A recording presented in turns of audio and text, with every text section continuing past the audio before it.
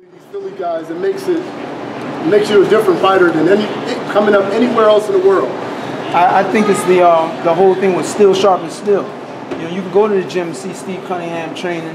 You know, work out next to Steve Cunningham, Yusuf Mack, Garrett Wilson. You know, Carl Dynamite Dargan. You know, Danny Garcia. You know, Bernard Hopkins. Jess Hart. You can go to the gym in Philly and be working next to these dudes and looking and learning and stealing from them. Manny Foley. Yeah, Manny Foley. You know, plain and simple. It's just so much talent in Philly. Steel's been sharpening steel in Philly for generations. You know, not just decades, but generations. And then there's just the way of life in Philly. Philly's a rough city, man. Philly's a tough, hardcore city. You gotta be, you cut from a special cloth to come up out of the city and be successful. You know, and to do anything.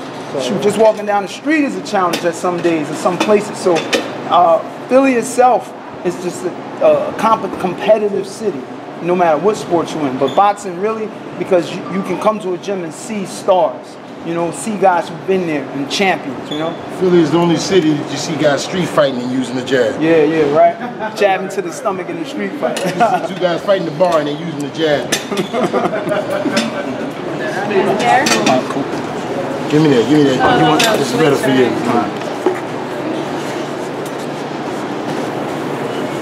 I don't see what I'm wearing. I'm wearing so we get the cushion. Speaking of when I'll ask you, would you return the shoes with this on your undercard, Marco Huggins fighter? Since he's already, you know, the #1 cruiserweight world, has a world title. Yeah.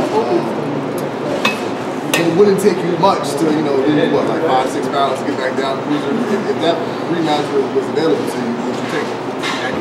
It'd take a little more than 5-6 more, man. Stop playing me. Stop trying to play me, bro. No, you know, if that fight is if it's lucrative, if it's you know, if it's made worth it, you know what I'm saying? I mean, I stopped looking at 12th. They threw the towel in on him. I signed with Silent Events really solely to get that unification bout with Huck. And from what we heard, they wanted to keep me as far away from him as they could, you know, keep us apart. But I mean, with Heyman, anything is possible. You know, it's a total different like aspect of boxing now with Heyman, with PBC boxing, and who knows what can happen. You know, listen, I'm a fighter. You know, I'm a fighter. I don't care who it is. I get in there and fight to win. You know, period. He'll be hugging his uncle. It don't matter. I always say that you're a guy with 9 lives. You know, you've been through a lot of stuff in your career.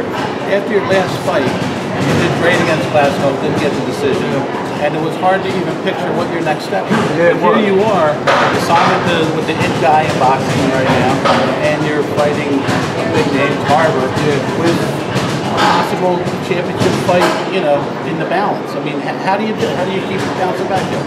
I mean, it's not me. I mean, like you guys know, I read the Bible. I try to follow it as best I can and live by it.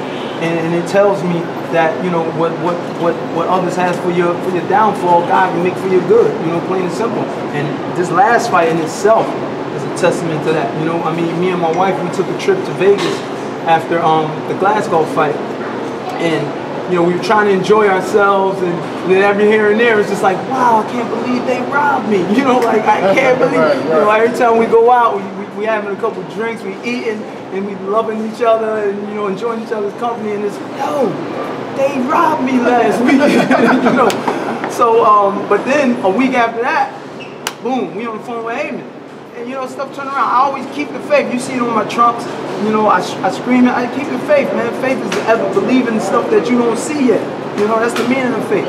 I believe it. You know, I believe I was going to be world champion before I even looked good in the ring. But you know, hard work and faith, man, it happened. You know, so that's basically it. I can't take credit for none of that. Hey Steve, Brian with Slices of Boxing here. What up? And you've given us some great fights. The boxing club, we've seen some good fights. This fight with Tarver, man, win or lose, is this like a make it break it fight for you? Or? Every fight's a make it or break it fight. I don't care. When I was fighting, you know, when I was 2-0 and I was fighting a guy in South Carolina that, you know, nobody knew either one of us, but I had the promoter and they were trying to, you know, promote me, the build-up fight. That fight was a make it or break it. You know, every fight is a make it or break it fight. You don't want to lose any of them. You know, it's after the loss or the win happens, then you deal with the situation. You know what I mean? But if you go into the fight with this is a make it or break it, with that on your mind, then yeah, you know, that's a more intense fight for you, you know, fighter going into the ring. Chase Pryor, FightHype.com. Do you think after this fight you'll be ready for an actual heavyweight title fight?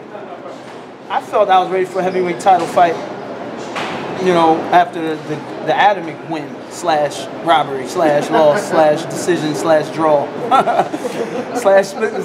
whatever. You know, I felt I showed superb boxing ability against a much bigger, stronger guy, a guy who knocked me down 3 times in our cruiserweight fight.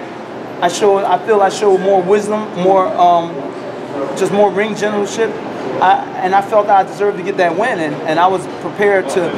Well, I think we would have had to fight Pulev, you know, after that fight, then to get to Vladimir. I felt I was ready for a title shot then, you know. So, of course, yes, I do.